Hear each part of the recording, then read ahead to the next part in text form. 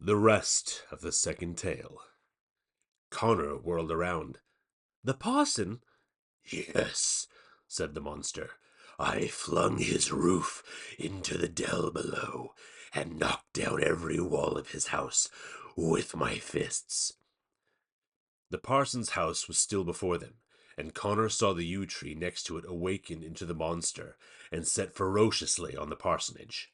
With the first blow to the roof, the front door flew open, and the parson and his wife fled in terror. The monster in the scene threw their roof after them, barely missing them as they ran. What are you doing? Connor said. The Apotho whatever is the bad guy. Is he? Asked the real monster behind him. There was a crash as the second monster knocked down the parsonage's front wall. Of course he is, Connor shouted.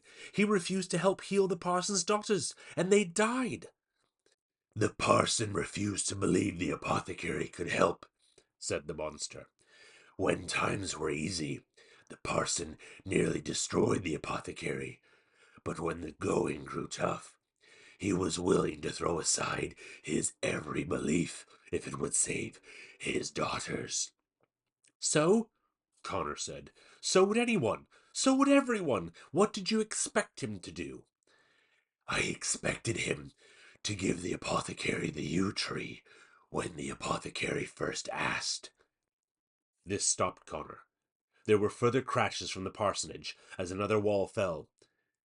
You'd have let yourself be killed? I am far more than just one tree, the monster said.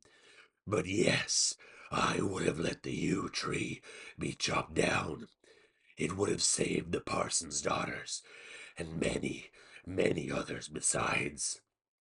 But it would have killed the tree and made him rich, Connor yelled. He was evil. He was greedy and rude and bitter, but he was still a healer.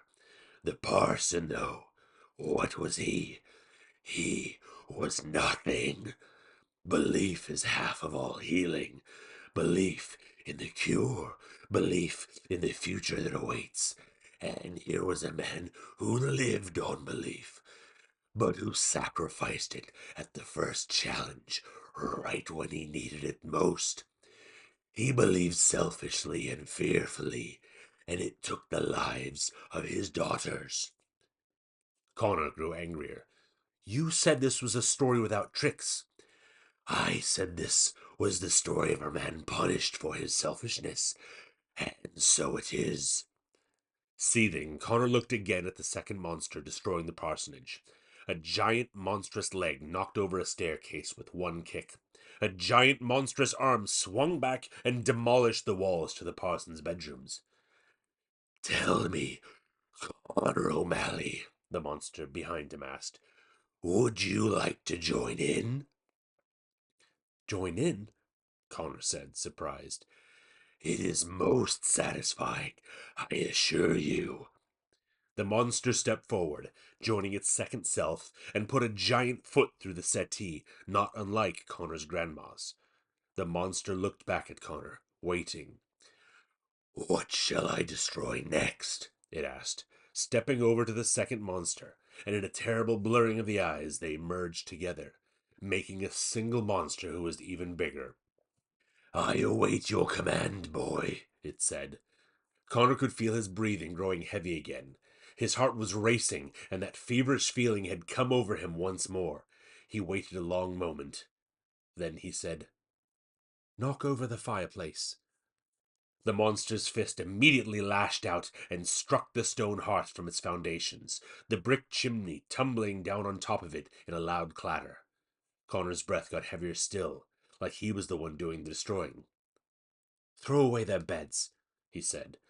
The monster picked up the beds from the two roofless bedrooms and flung them into the air, so hard they seemed to sail nearly to the horizon before crashing to the ground. Smash their furniture, Connor shouted. Smash everything!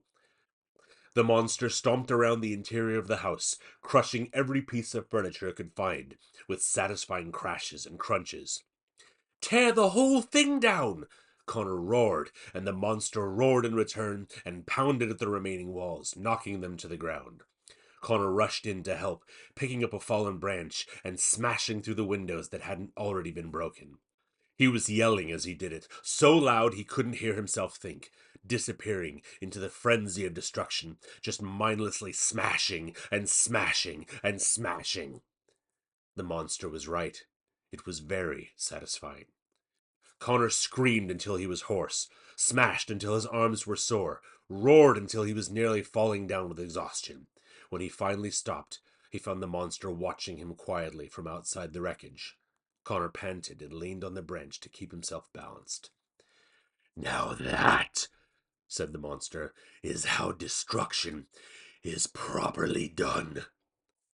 And suddenly, they were back in Connor's grandma's sitting room. Connor saw that he had destroyed almost every inch of it.